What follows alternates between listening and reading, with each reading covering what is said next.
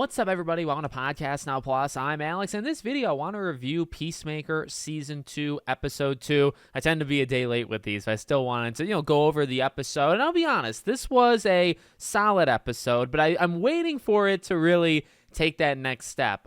It really feels, to be honest with you, like a part 2 to a part 1. It carries a lot of the same themes, none of which are necessarily bad. I don't really think anything in this episode was bad. Kind of the same thing as I said with the first one. The first one definitely had, I'd say, some major character moments. Chris going to the alternate universe, seeing his dad and brother, the ending, the fight, so it had a couple higher level sequences.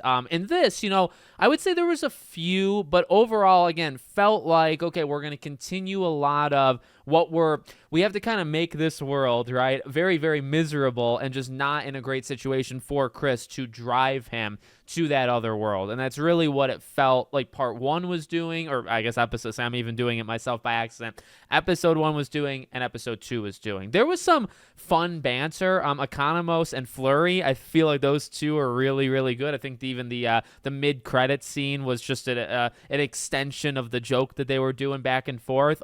It has some, every one of these episodes has some of those moments where you can tell they're just like riffing, right? They're just like allowed to say like 5-10 different things, and then they keep some of them, or they'll keep maybe 2 or 3 of them and combine them. And this episode had that, right?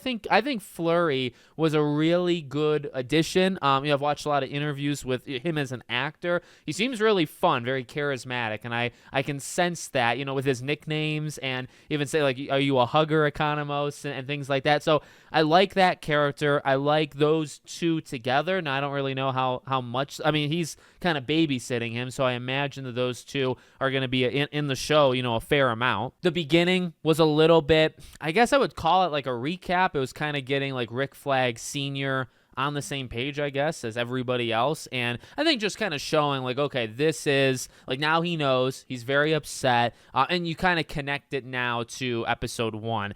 I don't really know if you needed that connection. I mean, I think it is important for him to know what happened to his son, and to see that again, I think is still impactful. But it's like, well, okay, we knew in the first episode, like, the reason he's got that surveillance, like, 24/7, clearly it's a personal vendetta against, Peacemaker, against Chris. And now you just, I guess, know with, like, 100% certainty. And then again, just a lot of, moments of back and forth, moments of, like, Chris trying to put his dead self, like, stuffing him in a little container area, and him just consistently falling out. I don't know why you couldn't have pushed him and then just put like containers like next to him so he wouldn't roll out over and over and over. But they saw him, they do all that stuff. Again, solid. I mean, I like what they're doing, I would say, with Hardcore. She's a character that obviously has been through quite a bit, and I feel like she's almost in like an aggressive, like attack heavy position, even though she's reeling. And I like that, because this is now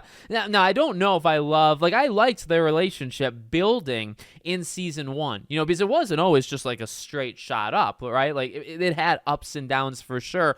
But you kind of want like the main character of the show to be winning and to kind of have generally an upward relationship with these people. I do think that rooftop party was very good. It was probably the best part of the entire episode, not just because of him and her, but like everybody, right? Like that's a moment of levity. That's a moment of like, okay, these people, they are close. Like season 1 really bonded them for life, and I really like that. And then, okay, you have something deeper going on with those two, and it's almost tough to watch. Like again, like I like what's going on, because I think even James Gunn has talked about it in the podcast that they do. You're seeing two characters going opposite directions. You're seeing Peacemaker at least trying, and really, I say in the process, becoming a better person. So he's kind of like rising, and then she's falling, right? And they're kind of meeting in the middle, where he actually does understand, the thing above her eye, like, and he says it, like, that bar is full of bad people. It's kind of where you would go, to start something, to start an altercation. And she gets and he's not poking at her. He's trying to understand. He's trying to kind of get through to her, and she's very aggressive, right? She name calls, she calls him out, and she always tries to put him much, much lower, right? Where it's like, well, you dress up, and even like dressing up, right? That's an insult, right? And he's not saying that about you. He's just trying to understand and get through to you. So I really, it's tough to watch in the way, because it's like, well, season one's version of her would actually understand, and you'd be able to solve this a whole lot easier. This season's version, though, she's in a different place, and this is harder. And he's trying, and really she's not trying. She's going. He does stuff to kind of mask things as well, including his parties at home. But she's doing a lot of masking, right? Which he sees through because, well, it takes one to know one. I believe that's what he said, right? That conversation, I think, was probably the best thing in the episode. Just kind of them two talking, the entire rooftop party, and just seeing all of them interact. They're a very charismatic bunch. I think Economos is quickly, like, he was really good in season one, but he's growing on me as probably, like, besides Peacemaker, probably second. I really like Hardcore, but again, she's in a weird spot where it's like, well, I don't know if I really love her. I love her as a character, kind of the upward trajectory of her, but I don't know if I love her like in this situation. So, I mean, again, so far so good. I mean, obviously, I think they're setting up really episode 3, because now it's like, okay, you've had him go to this other universe multiple times. In this one, you end it, I think, in a pretty darn good way, right? You hear his dad talking about, like, he hasn't been seen, and they're trying to find him. And for some reason, like, the cell phone coverage doesn't bounce between universes, so he has to, in order to send Hardcore, the message to her from his universe, he can't do it. He has to go to theirs, right? So setting it up, and she responds. He says, "Hey," she says, "Hey." She has a broken heart, right? Or she sends that. So you can sense, like, okay, you got a better shot. And it definitely is, like, on the nose. I mean, it is what it is. I don't know if I necessarily don't like it. I don't know if I love it, I would say. It's just very clear that they're trying to make, I mean, yeah, it makes sense. I think a lot of these character things and a lot of what is happening to Peacemaker fits the character and characters. But generally, I guess what I'm trying to say, these first 2 episodes, the main point has been to try to show that things are just not working, even though he's trying. And I think that's why you can kind of understand. You know what I mean? That's why he actually is becoming, I think, a better and better character, just in terms of, like, the character itself.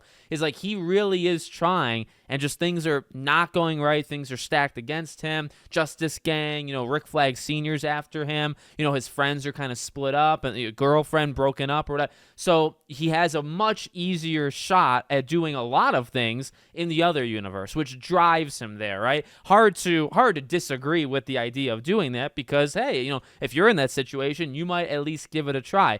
Now, in his classic fashion, he tends to mess stuff up, right? And you're not really supposed to do that. Just in general, you probably shouldn't be jumping universes. So, solid. I don't think there was anything necessarily bad. I mean, it's a little rough when, like, the best, or the only action sequence in the episode is Eagly. Eagly's a great character. I don't know if you can actually even say that with confidence, but Eagly's fun, and going after Flurry, who I can't, or I just got attacked by a duck or whatever he says, and I thought he was kidding. I thought that was a joke, the bird blindness thing. I thought that was like a riff, like he was kind of, because he seemingly is sarcastic, but yeah, he literally cannot tell how big Eagly was, right? We're trying to shoot him, and then gets attacked at the end and thinks it's a duck. So I did like that comedy, but and that was fine. I mean, like, Eagly is aggressive, going after those people hardcore. Put several of them in the hospital. The one guy doesn't have an eye anymore. Okay, so that was fun, I guess. But I mean, like, that was your big actiony thing, was literally an eagle attacking like 6 military operatives. So I don't know, that part, again, I think they're leading to what's going to happen now in episode 3. And it doesn't, by the way, you don't have to have action to make, like, an episode impactful. I feel like character moments were lacking, though, in this. I think there were some really big character moments in episode 1 that helped that episode overall. They were lacking in this episode, like actual big impactful moments. It was more of setup. Now I think in episode 3, you're going to get it, because you're going to get Chris again with his father and brother. That was very emotionally impactful in episode 1. And then you'll have him, I imagine, going to hardcore in the other universe. And that should be some emotionally charged kind of thing thing as well. So I think episode 3 will start to jump, but we'll see. Overall, solid. I think both these episodes have been solid, maybe good at times, maybe never really bad, but just not like elite. I'm kind of waiting for it to like get to that next level, and hopefully it does that sooner rather than later. So let me know what you guys think in the comments. Make sure, as always, you're subscribed to the channel, bell icon turned on, and I hope to see you all on the next one.